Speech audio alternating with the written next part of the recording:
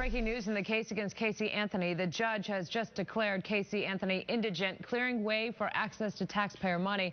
And an internal investigation has just been launched into allegations Anthony exchanged secret letters with at least one other inmate. Sources telling WESH 2 that inmates' interview and Anthony's letters contain information useful to the prosecution. WESH 2 reporter Bob Keeling joins us live right now from the jail. And Bob, can Casey's letters be used against her?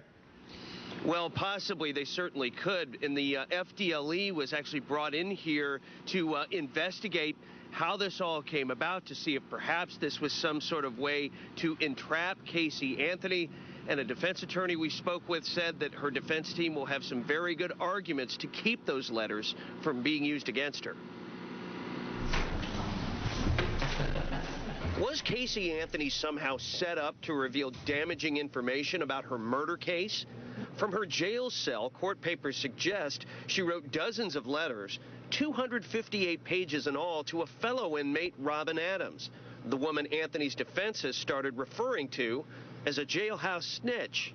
Jailhouse snitches, if you will, are one of the biggest problems in the criminal justice system because you have such a potential for people to lie solely to benefit themselves. A source tells WESH 2 the FDLE is convinced Adams was not offered anything in return for two statements she's given investigators detailing potentially harmful things Anthony allegedly told her.